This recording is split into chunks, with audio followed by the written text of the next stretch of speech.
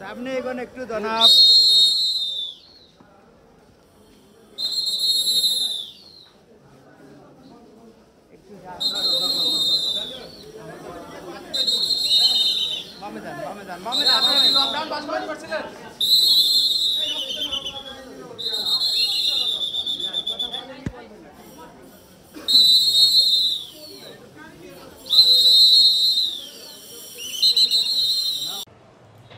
অদ্য সিএমএম কোর্টের ৩ নম্বর আদালত এসিএমএম 2 জনাব শহীদুল ইসলাম স্যারের আদালতে পল্টন থানার সন্ত্রাস বিরোধী আইনের মামলায় মোট ১৩ জন আসামিকে উপস্থাপন করে এজাহার নামীয় ১ থেকে ৭ নম্বর আসামির ১০ দিন করে রাষ্ট্রপক্ষে রিমান্ড প্রার্থনা করা হয়।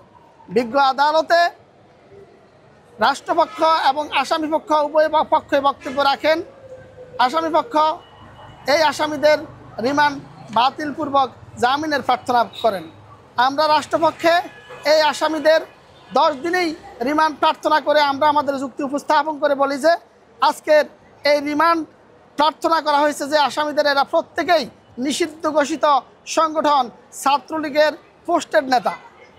বিশেষ করে ১ নম্বর আসামি বরিকুল ইসলাম বাদন, তিনি ছাত্রলীগ কেন্দ্রীয় সংসদের সাবেক সহসভাপতি।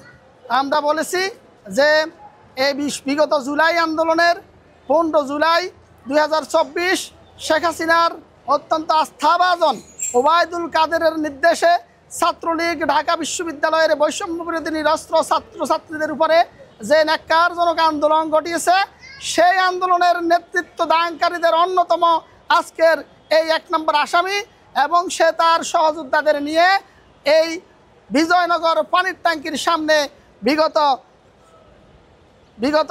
31 তারিখে এই সন্ত্রাস বিরোধী অপরাধ 31/10/2025 তারিখ এই সন্ত্রাস বিরোধী কর্মকাণ্ডে সম্পৃক্ত হয়।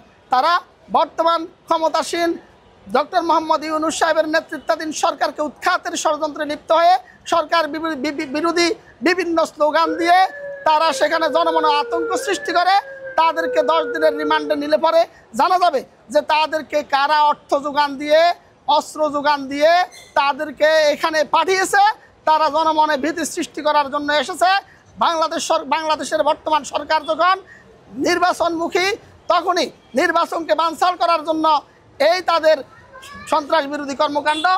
বিজ্ঞ আদালত উভয় পক্ষের বক্তব্য শ্রবণান্তে সন্তুষ্ট হয়ে এই এজাহার নামীয় 7 জন আসামিকে 10 দিনের রিমান্ড প্রার্থনা মঞ্জুর করেন।